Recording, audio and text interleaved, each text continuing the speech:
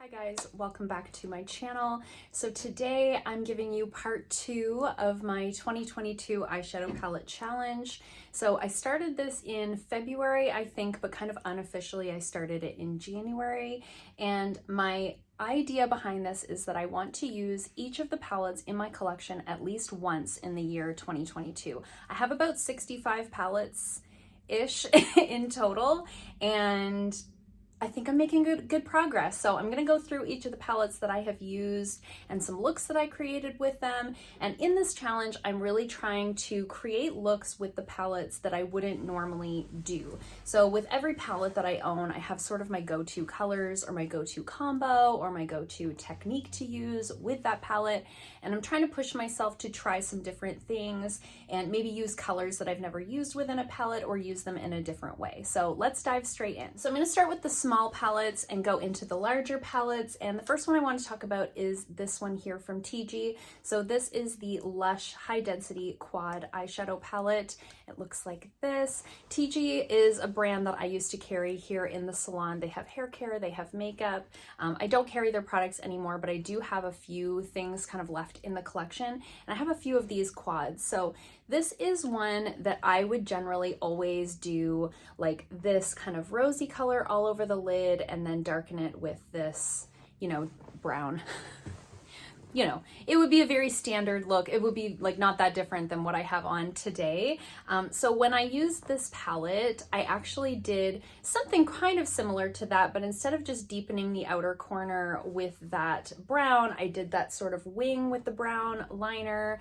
And then I took this teal color and I hit the inner corner with that. I thought it was a really fun look. I was going out to dinner, I think with my husband. I think that's what I was doing that day.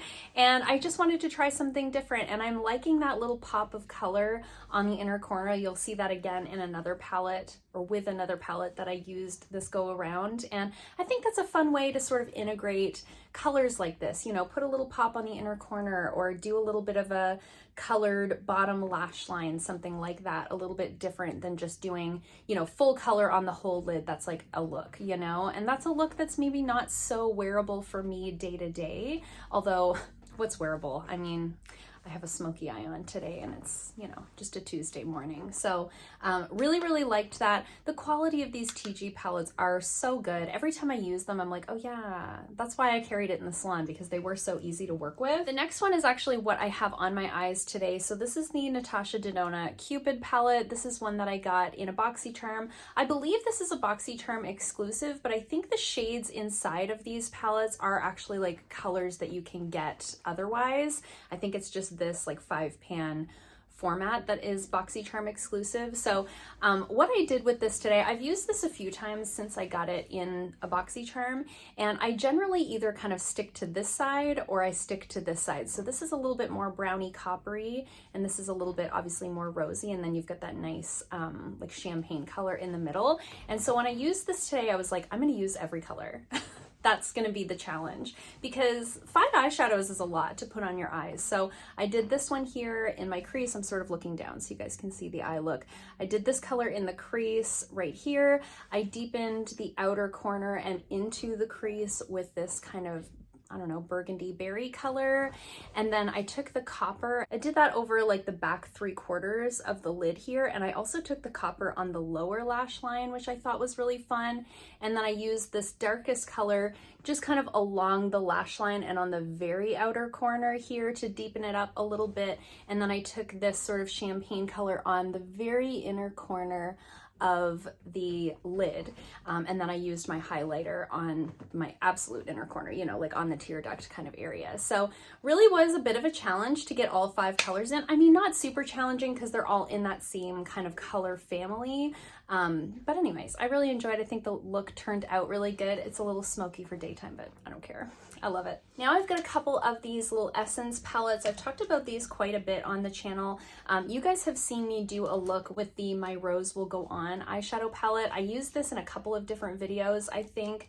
I love this one. This is definitely like my favorite. You guys know I love these like pinky rosy colors. I think they're the most flattering on like just about every eye color.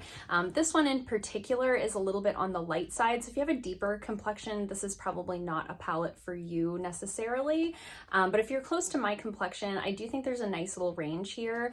So I've used this many times. Actually, these two palettes, I don't have a ton of palettes here to go through with you guys today, and that's partly because when I'm in a rush and I need to get ready for work, this is oftentimes the palette that I'm grabbing into. I'll set my concealer or my primer down with this shade. I'll take this one into the crease. I'll take this one to deepen the crease a little bit. Sometimes I'll put that all over the lid, and then I usually do this color on the lid, this one on the inner corner, and this one on the brow bone. So this is like a very easy palette for me to use, all 6 colors in the palette, and I really don't need to reach into anything else. And it is nice having that sort of really light pink shade to kind of set down my eyeshadow primer. I don't have to dip into anything else to do that, which is really nice. I love this so much. For $4.99, you can't beat it.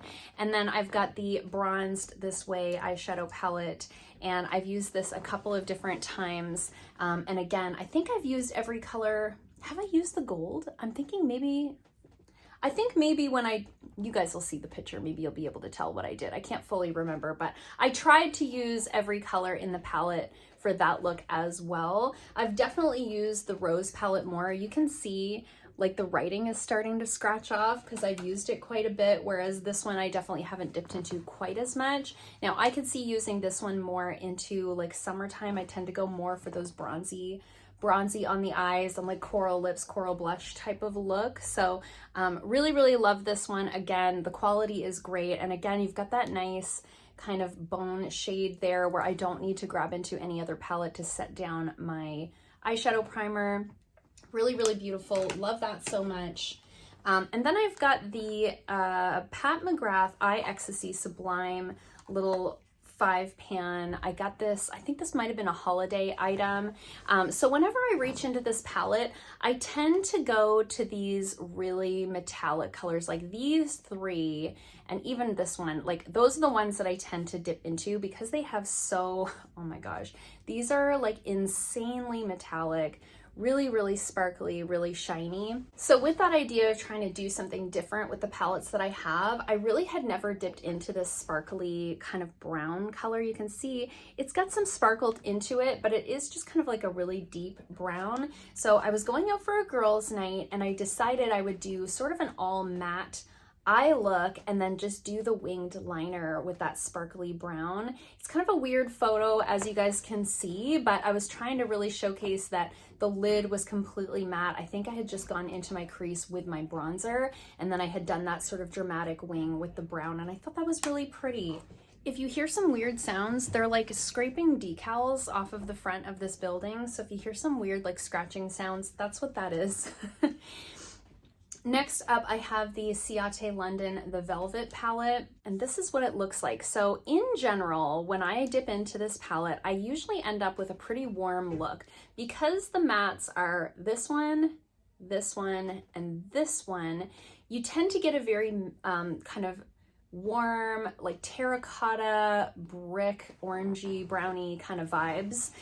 So I wanted to see if I could get a little bit more range out of this palette.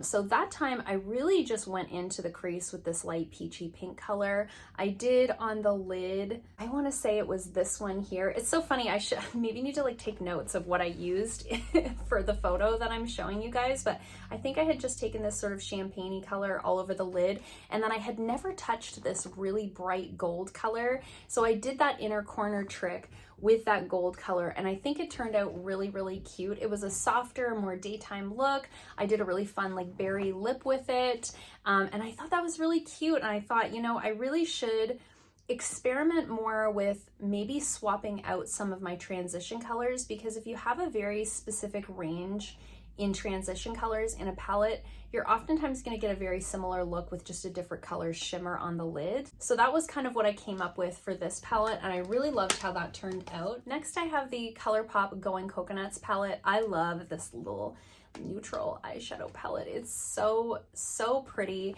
Now again, I have my kind of go-to shades. When I dip into this palette, I almost always go into this middle shade called Cocoa Crush. It's just so sparkly and shiny and metallic and beautiful, and it makes my mouth water. And so this time I was like, I'm gonna not use that color because there's other colors in this palette. So I tried to create a little bit more of a cool toned look, and so I think I went into my crease first with this light color and then in with this more cool toned brown called Culotta, and then I went all over my lid with Da Coco, which is this one right here, and it's a little bit more like a taupey kind of a brown, very neutral, almost more cool toned. I hit the inner corner with this white shade that I generally don't use because these other colors are a little bit more warm leaning, and then I did like a blue winged liner with that Cella dual liner that I have, and I thought that was really fun. That's like another fun way to get a pop of color, do a very neutral eye look, and then do a fun colored wing liner. So really loved how that one turned out, and definitely inspired me to kind of dip more into those cool tones. Next, I have my Violet Voss Essentials palette. And this is a favorite palette of mine. This is very well loved and well used, but I do, again, I generally stick to sort of this side of the palette and stay further away from these brighter colors, right? As we often do. So this time around, I really wanted to play around with this kind of green color. I kind of look at the palette and try to determine like which color have I not stuck my finger into, and I don't think I had ever touched that green. So I went into my crease with this dusty rose color. It's one of my favorite transition colors. I think it's so flattering if you're near my skin tone. Those dusty rose colors are so beautiful. And then I went all over the lid with this emerald color, and it was so pretty. I got so many compliments on my eye look that day. I did post the photo to Instagram, and it, you know, people liked it. It seemed like people liked it. So I really liked how that one turned out. And I think I did a wing liner with the black. I can't fully remember. You guys will be able to tell in the photo. And I really love how that turned out. A different day that I didn't actually take a photograph of, I did the dusty rose, and then I did this pink all over the lid, and I thought, have I ever done that? Because that pink was so beautiful. So now I'm thinking, gosh, this is the thing, as I'm using the palettes, I'm sometimes wanting to dip into them a second or a third time because I'm getting inspired by the palettes again, right? So next time I use this palette, I really want to do a combination of this kind of orangey color and this purple. I think that could be really fun. You know, they're kind of opposite color tones. I think it could end up being really interesting. And I think I would often pair the purple with the dusty rose, you know, so just trying to step outside of the box. But I think that terracotta on the crease, plumberry on the lid, and then maybe take that gold into the inner corner, that could also be a really fun look. Next up, I have the Suva Beauty Protege palette. This palette, it's so pretty, but you know, it's very, in the way that it's laid out, it really is kind of laid out in such a way that you would use like these three colors with this highlight and these three colors with this highlight. So when I pulled this palette out, I tried to do a little bit of a combination of both because I don't think I've ever done that with this palette. I think I've always kind of played into like how it's laid out. So I did the copper all over the lid. I deepened it with this berry color. I think I did a wing with that brown, and I think it turned out really pretty. Just a combination of those warm and cool colors. Again, not falling into that like, this is how I'm supposed to use this palette mindset that I seem to get into for some reason. I think oftentimes it's just the way that things are laid out, and that's how my brain works. So really loved that. This is not a palette I dip into very often, but anytime that I do, I'm always like, oh yeah, it is really good. Like the quality on this one is really nice. One that I don't feel so much that way about is this Morphe palette. So this is the 15N Nightmaster palette. And I'm not a big Morphe fan. I really don't purchase from Morphe. Anything that I have had from them, I've gotten in like a subscription box. So I did get this one in a BoxyCharm. And what I've discovered about the Morphe formula for me personally is that I think the metallics are not good. Like, I just don't think they're good. They really don't have any impact. Even if you use a brush and you wet it with setting spray, they just don't do anything. So when I went into this palette this time, I decided instead of messing around with those shimmer shadows as I often do and I always end up being disappointed with how the look turned out. I was like, why don't I just do a matte look? And so that's what I did. So I think I always go into this color first, set down my primer, my concealer, whatever I've used. And then I went into Goals and Va Va Voom to sort of just create like a brown matte eye look. And then I went into Cliche and Scene to create kind of a purpley winged liner. And I liked the way that that turned out. Now, this palette and the next one I'm going to talk about are two that if I was in the mindset where I wanted to really pare down my makeup collection, if I was really looking at my palettes and what I have and what I enjoy using, this is definitely one that I could get rid of. It's got all kinds of good matte browns in there. I think that's why I keep it around, because I do makeup on other people. I always like to have a range of neutral matte eyeshadows just in case I don't have the right tone, you know? I think that's really the only reason I keep this one around, but the metallics are really not anything to get excited about, and I really love a little shimmer on the eye. So just knowing that this is one that's quite underwhelming. Like I say, if I was to pare down my collection, this is one that probably could go. And if you've been on the fence about a Morphe palette, I would say skip over it. I would much prefer this little Bronzed This Way eyeshadow palette to anything that's in that Morphe palette. I think these perform much better. I think the mattes are easier to work with. I think the shimmers are more impactful, and it's $4.99 at the drugstore. So if you were sort of thinking about that, those are my thoughts on Morphe palettes in general. And then last but not least, we have the Queen from Eloise. So I don't have like a photo of me, like I don't have like a proper makeup-y picture of this, but I was wearing this palette in my last unboxing video, so my April subscription box unboxing. I'll link that video in the description box down below, but I unboxed my April Babe Box and BoxyCharm in the same video. And this is the palette that I was using. I'll insert a photo of the thumbnail that I took. You can't really see the makeup. So actually what I had done with this one was I played around with the transition color. This palette, the mattes are so vibrant, like they are so bright and saturated that I'm not always wanting that. I'm not always wanting like a super colorful look, but I was looking at the metallics and I was really intrigued by this purple right here. It's like a metallic purple, but it's got a little bit of a blue fleck through it. And I wanted to see how that looked on the eyes. So what I did that day was I actually took my blush into my crease to give that soft pink crease that I really like. And then I went into this shade Queen all over the lid, and it was a little bit underwhelming. I'm not gonna lie. It was much darker than I had anticipated it being. It goes on like a very dark and not as metallic. Again, underwhelming metallics. It's just okay, you know? It's a very eggplanty kind of nothing shade. So I ended up going over it with one of my Stila Glitter and Glows in that Lilac Longing shade, and that really turned out pretty. I liked how that turned out. So again, I keep this one around because I don't have a ton of these brighter colors within my collection. I do keep this one around for that reason, but this is definitely one that's not like a front runner in my collection. It's not one that when I use it, I'm like, oh my gosh, this is so good. It's just okay. It's just okay. There are a few colors in here though that I really like. This shade Powerful is like a periwinkle kind of metallic, and it is like, you see the difference between that one and the other one that I swatched. So in terms of quality, this one is a little inconsistent from shade to shade, but there is enough in here that I am still kind of inspired to use it. I would like to try out this color Throne here.